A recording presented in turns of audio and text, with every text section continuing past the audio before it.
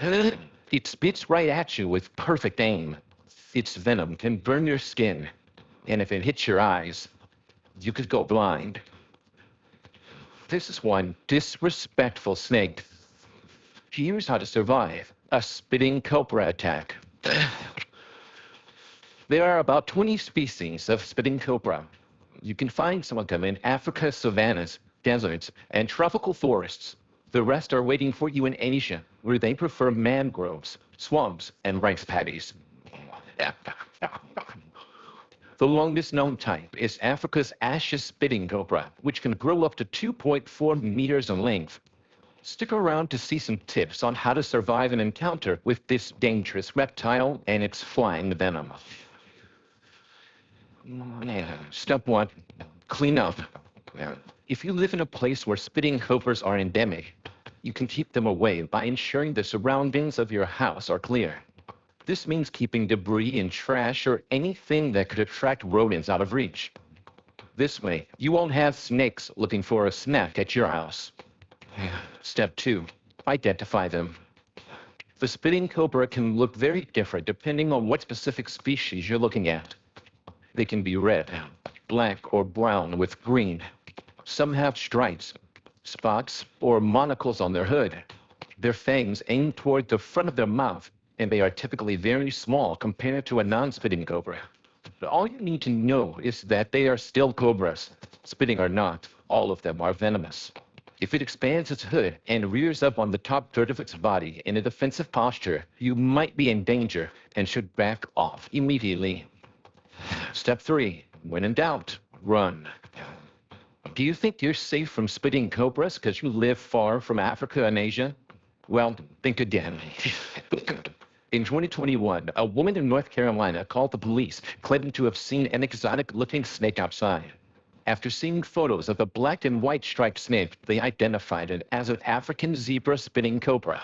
The zebra cobra had escaped from a local citizen named Christopher Differ, who kept 75 snakes and lizards in his parents' home. After 3 days of searching, the police received a call from a reporter who had seen the snake and gave them an approximate location. They caught it by putting glue strips on the area. Animal control then brought it to a safe place for snakes where they released it unhurt. The woman and the reporter both did the right thing by calling the police and keeping their distance. Step 4. Protect your eyes. If you find yourself face to face with a spitting cobra, don't make any sudden movements. The cobra will perceive and recognize your face immediately. If you move your head abruptly, it will be much more likely to spit at you. Their spitting range goes from about 1 meter to 3 meters. They often aim for the eyes and have impressive accuracy. According to scientists, they likely evolved their ability to aim for the face after Homo sapiens began to interact with them. Slowly put anything you have at hand between your face and the cobra. This is a staring contest you don't want to win. If you don't have any objects, use your arm or hand, anything to protect your eyes. Their venom is highly cytotoxic, meaning it can destroy cells. If it lands on your eyes, get away from the cobra, irrigate your eyes as much as possible, and seek medical attention. If you don't act quickly, the venom could damage your eye tissue and even cause blindness. Step 5. The pain cocktail. Evolution has given the spitting cobras a perfect weapon to keep predators away. Unlike regular cobras, spitting cobras have high levels of proteins called phospholipase A2.